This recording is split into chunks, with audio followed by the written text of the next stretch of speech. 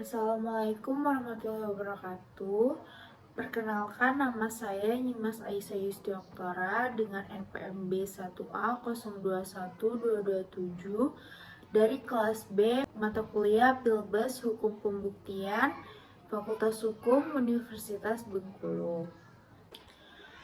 Pada kesempatan kali ini, saya akan membahas salah satu bab dari buku pengantar hukum acara pidana Indonesia, yaitu bab 3 yang membahas mengenai penyelidikan dan penyidikan. Bab 3 pada buku pengantar hukum acara pidana Indonesia itu membahas mengenai penyelidikan dan penyidikan. Seperti yang kita ketahui, penyidikan dan penyelidikan itu adalah dua hal yang berbeda. Penyelidikan adalah serangkaian tindakan penyelidik untuk mencari dan menemukan suatu peristiwa yang diduga sebagai tindak pidana guna menemukan suatu peristiwa yang diduga sebagai tindak pidana atau hukum pidana. Serangkaian tindakan penyelidik untuk mencari dan menemukan suatu peristiwa yang diduga sebagai tindak pidana guna menentukan dapat atau tidaknya dilakukan penyelidikan menurut cara yang diatur dalam Undang-Undang Nomor 8 Tahun 1981 tentang hukum acara pidana. Jadi dapat disimpulkan bahwa penyelidikan adalah penentuan suatu perbuatan dapat dikatakan suatu tindak pidana atau hukum pidana. Jadi ketika suatu perbuatan tersebut dianggap sebagai suatu tindak pidana, barulah dapat dilakukan penyidikan. Nah, penyelidikan ini biasanya dilakukan oleh pihak Kepolisian Republik Indonesia. Jadi Polri itu sebagai pintu gerbang utama untuk melakukan langkah-langkah di bidang penanggulangan kejahatan. Penyelidikan itu merupakan tindakan atau tahap pertama, tahap permulaan sebelum melangkah ke tahap-tahap penyidikan selanjutnya seperti penangkapan, penahanan, penggeledahan, penyitaan, dan pemeriksaan. Penyelidikan merupakan bagian yang tak terpisahkan dari fungsi penyidikan. Karena tindakan penyelidikan itu dapat disamakan dengan pengertian tindakan pengusutan sebagai usaha mencari dan menemukan jejak berupa keterangan dan bukti-bukti suatu peristiwa yang diduga merupakan suatu tindak pidana. Jadi, sebelum dilakukan tindakan penyidikan, sebelumnya itu dilakukan dulu tindakan penyelidikan oleh pejabat penyelidik dengan maksud dan tujuan mengumpulkan bukti permulaan atau bukti yang cukup agar dapat dilakukan tindak lanjut ke penyidikan. Karena apabila pada saat penyelidikan tidak ditemukan bukti atau tidak ditemukan bahwa itu adalah suatu tindak pidana, maka hal tersebut tidak bisa dilanjutkan ke penyidikan karena tidak memenuhi syarat. Tujuan utama dari setiap penyelidikan adalah untuk mengumpulkan keterangan-keterangan atau data-data yang dapat dipergunakan untuk yang pertama menentukan apakah suatu peristiwa yang terjadi itu merupakan suatu tindak pidana atau bukan, sehingga dapat dilakukan penyelidikan. Yang kedua, persiapan pelaksanaan tahap penindakan penyelidikan yang sasaran penyelidikannya itu dapat berupa orang, benda atau barang, surat, tempat, bangunan, atau alat angkut, dan lain-lain. Nah, tadi kan sudah disebutkan bahwa yang dapat melakukan penyelidikan itu adalah pihak Kepolisian Republik Indonesia. Tetapi dalam kasus tertentu atau tindak pidana tertentu juga ada pihak berwenang lain yang dapat melakukan penyelidikan, seperti pejabat bea cukai dalam tindak pidana penyeludupan, jaksa dalam tindak pidana korupsi, dan perwira TNI Angkatan Laut untuk tindak pidana zona ekonomi eksklusif Indonesia. Nah, tugas dan wewenang penyelidik itu dibagi menjadi dua. Yang pertama itu tugas dan wewenang berdasarkan hukum, dan yang kedua tugas dan wewenang berdasarkan perintah penyidik. Untuk tugas dan wewenang berdasarkan hukum itu, salah satunya adalah penyidik menerima laporan atau pengaduan dari seorang tentang adanya tindak pidana, mencari keterangan dan barang bukti. Sedangkan tugas dan wewenang berdasarkan perintah penyidik itu salah satunya adalah penangkapan, larangan meninggalkan tempat, penggeledahan dan penyitaan, pemeriksaan dan penyitaan surat. Nah, jadi tadi kan pada saat membahas penyelidikan, saya sudah menyebutkan juga mengenai penyidikan. Sekarang saya akan membahas mengenai penyidikan. Nah, pengertian penyidikan itu terdapat dalam pasal 1 butir 2 KUHP yang menyebutkan pengertian penyidikan sendiri. Penyidikan itu adalah serangkaian tindakan penyidik dalam hal dan menurut cara yang diatur dalam undang-undang ini untuk mencari serta mengumpulkan bukti yang dengan bukti itu membuat terang tindak pidana yang terjadi dan guna menemukan tersangkanya. Jadi, karena tadi pada saat tahap penyelidikan, saat diselidiki, oh ternyata itu memang benar, ada bukti bahwa itu adalah tindak pidana. Nah, pada saat itu berarti sudah bisa dilakukan ke tahap penyidikan untuk dicari siapa tersangka dari tindak pidana tersebut. Nah, siapa saja yang bisa menjadi penyidik ini diatur dalam pasal 1 butir 1 KUHP, yaitu pejabat polisi negara Republik Indonesia atau pejabat pegawai negeri sipil tertentu yang diberi wewenang khusus oleh undang-undang untuk melakukan penyidikan, yang mana menurut ketentuan pasal 1 butir 1 KUHP yang dipertegas lagi dalam pasal 6 KUHP yang menentukan penyidiknya. Ayat 1 menyebutkan penyidik adalah pejabat polisi negara Republik Indonesia, pejabat pegawai negeri sipil tertentu yang diberi wewenang khusus oleh undang-undang. Ayat 2, syarat kepangkatan pejabat sebagaimana dimaksud dalam ayat 1 akan diatur lebih lanjut dalam peraturan pemerintah.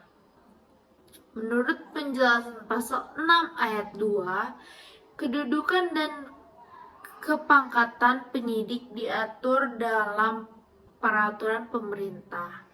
Peraturan pemerintah yang dimaksud adalah PP nomor 27 tahun 1983 tentang pelaksanaan KUHP yang mengatur penyidik adalah pejabat polisi negara Republik Indonesia tertentu yang sekurang-kurangnya berpangkat pembantu letnan 2 polisi, sekarang ajun inspektur 2 polisi, pejabat pegawai negeri sipil tertentu yang sekurang-kurangnya berpangkat pengatur muda tingkat 1 golongan 2B atau yang disamakan dengan itu. Dalam hal di suatu sektor kepolisian tidak ada penyidik sebagaimana yang dimaksud dalam ayat 1 huruf A, maka komandan sektor kepolisian yang berpangkat bintara di bawah pembantu letnan 2 polisi karena jabatannya adalah penyidik.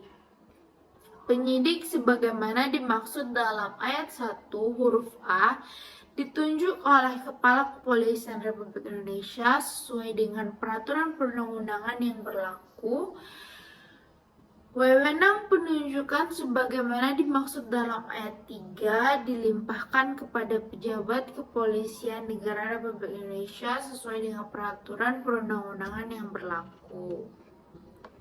Penyidik sebagaimana yang dimaksud dalam ayat 1 huruf B diangkat oleh menteri atas usul dari departemen yang membawakan pegawai negeri tersebut. Menteri sebelum melaksanakan pengangkatan terlebih dahulu mempertimbangkan Jaksa Agung dan Kepolisian Republik Indonesia. Wewenang pengangkatan sebagaimana dimaksud dalam ayat 5 dapat dilimpahkan kepada pejabat yang ditunjuk oleh menteri. Tugas dan wewenang penyidik itu sebagaimana yang diatur dalam pasal 6 KUHP berwenang untuk menerima laporan atau pengaduan dari seorang tentang adanya tindak pidana, melakukan tindak pidana pertama pada saat di tempat kejadian, menyuruh berhenti seorang tersangka dan memeriksa tanda pengenal diri tersangka, melakukan penangkapan, penahanan, penggeledahan, dan penyitaan, melakukan pemeriksaan dan penyitaan surat, mengambil sidik jari dan memotret seseorang, memanggil orang untuk didengar dan diperiksa sebagai tersangka atau saksi, mendatangkan orang ahli yang diperlukan dalam hubungannya dengan pemeriksaan perkara, mengadakan penghentian penyidikan, mengadakan tindak lain menurut hukum yang bertanggung jawab. Dalam pasal 7 KUHP disebutkan bahwa penyidik pembantu yang pada dasarnya mempunyai kewenangan yang sama dengan kewenangan yang dimiliki oleh penyidik, kecuali mengenai penahanan yang wajib diberikan dengan limpahan dari penyidik. Pasal 11 KUHP, pelimpahan wewenang penahanan kepada penyidik pembantu hanya diberikan kepada apabila perintah dari penyidik tidak dimungkinkan karena hal dan dalam keadaan yang sangat diperlukan, terdapat perhubungan di daerah terpencil, di tempat itu belum ada petugas penyidik, dalam hal lain yang dapat diterima menurut kewajaran.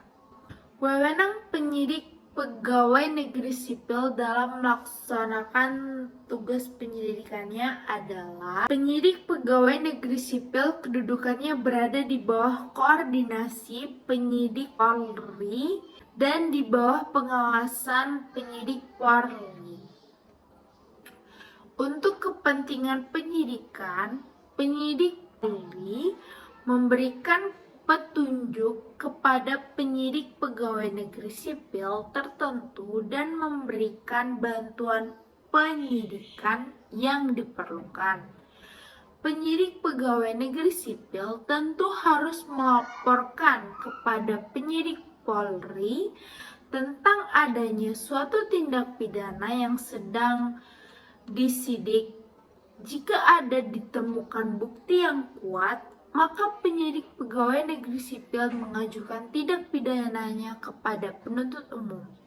Apabila penyidik pegawai negeri sipil telah selesai mengajukan penyidikan, hasil penyidikan tersebut harus diserahkan kepada penuntut umum. Cara penyerahannya melalui penyidik Polri. Apabila penyidik pegawai negeri sipil menghentikan penyidikan yang telah dilaporkan kepada penyidik Polri, penghentian itu harus diberitahukan kepada penyidik Polri dan penuntut umum. Penghentian penyidikan itu suatu kasus pidana merupakan kewenangan yang dimiliki oleh penyidik dalam menghadapi sebuah kasus yang dianggap tidak perlu lagi diteruskan pada tahapan penegakan hukum selanjutnya. KUHP menyebutkan secara terbatas alasan yang dipergunakan penyidik untuk melakukan penghentian penyidikan yang diatur dalam pasal 109 ayat 2 yang selengkapnya berbunyi sebagai berikut. Dalam hal penyidik menghentikan penyidikan karena tidak terdapat cukup bukti atau peristiwa tersebut bukan merupakan tindak pidana atau penyidikan dihentikan demi hukum, maka penyidik akan memberitahukan hal itu kepada penuntut umum, tersangka atau keluarganya.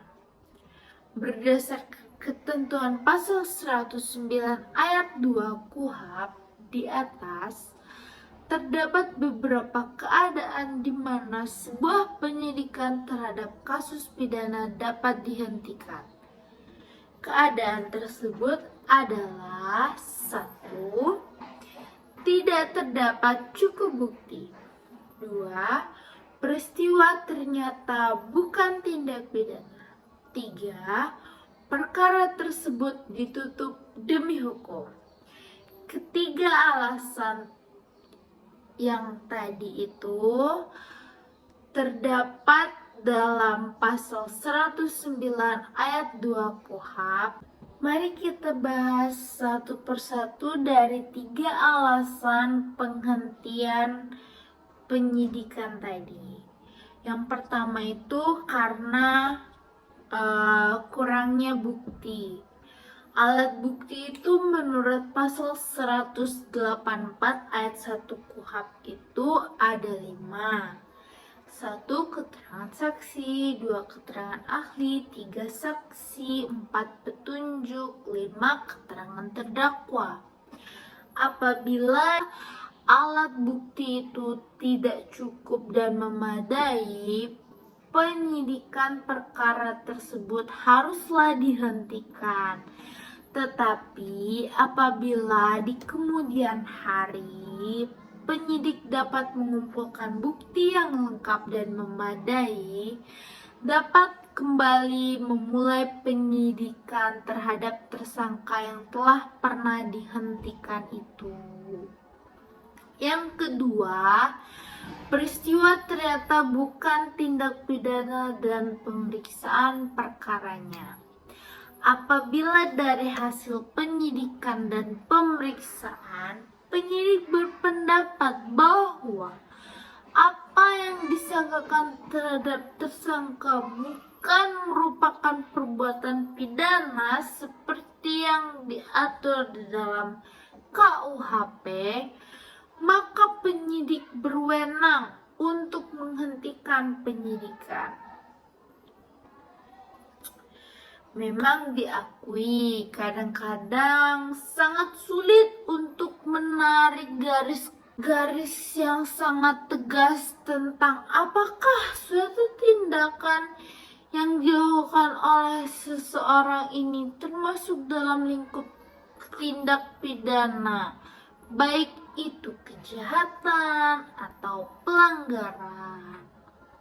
Terhadap penghentian penyidikan dengan alasan bahwa peristiwa tersebut bukan merupakan tindak pidana, maka penyidik tidak dapat mengadakan penyidikan ulang karena perkara tersebut bukan merupakan lingkup hukum pidana, kecuali bila ditemukan indikasi yang kuat membuktikan sebaliknya. Nah, yang alasan ketiga tadi, perkara ditutup demi hukum. Penyidikan ditutup, dihentikan demi hukum.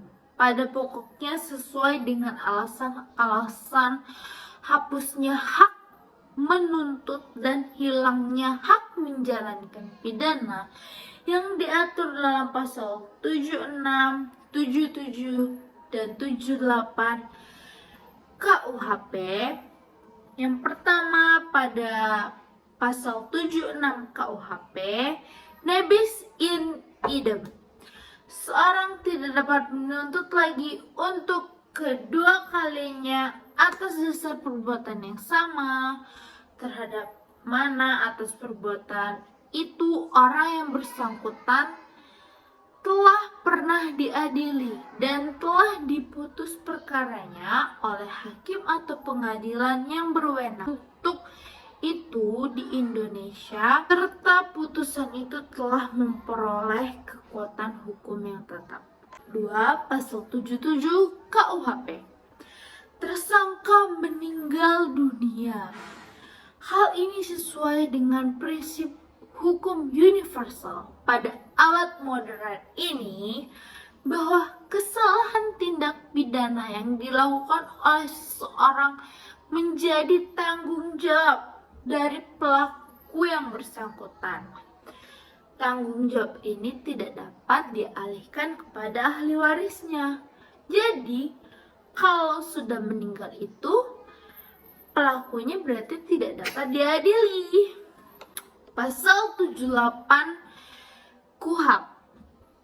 Karena kadaluarsa, apabila telah dipenuhi tenggang waktu penuntutan, dengan sendirinya menurut hukum penuntutan terhadap si pelaku tindak pidana tidak boleh dilakukan. Tenggang waktu daluarsa yang disebut dalam pasal 78 KUHP antara lain sebagai berikut.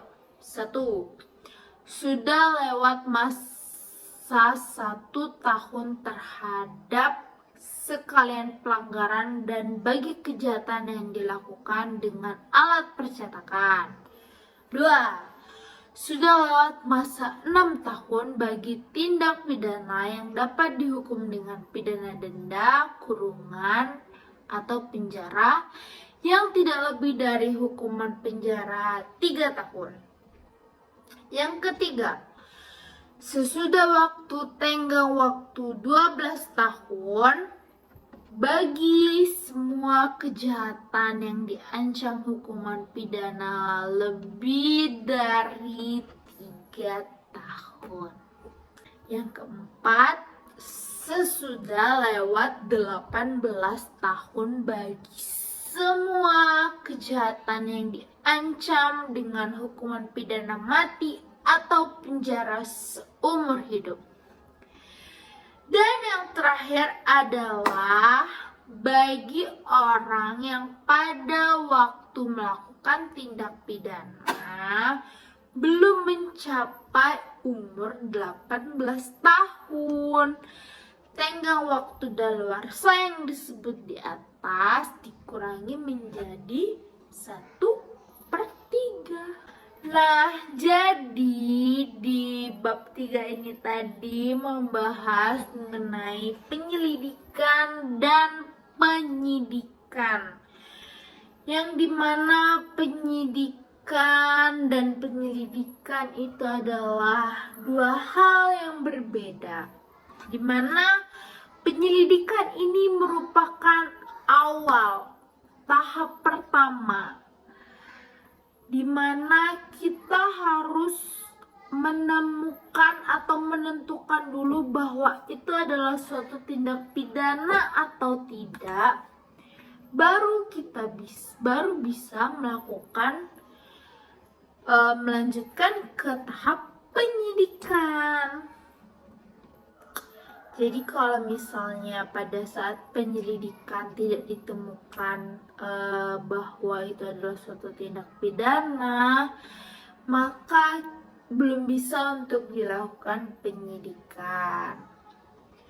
Tapi pada saat penyidikan juga, itu juga bisa berhenti tindak pidananya karena beberapa alasan yang sudah saya jelaskan tadi. Saya kira segitu saja penjelasan dari saya. Mohon maaf apabila sangat kurang, karena sejujurnya saya bukan orang yang sempurna. Saya mohon maaf apabila sangat banyak kekurangannya, dan kepada Allah saya mohon ampun. Semoga dengan saya menjelaskan sedikit mengenai penyelidikan dan penyidikan tadi bisa membantu teman-teman yang menonton video ini. Semoga video ini bermanfaat bagi semua yang menontonnya. Itu saja dari saya. Sekian dan terima kasih kepada yang menonton dan kepada diri saya sendiri karena saya sudah berusaha untuk membuat video ini. Baiklah, saya akhiri videonya. Wassalamualaikum warahmatullahi wabarakatuh. Bye.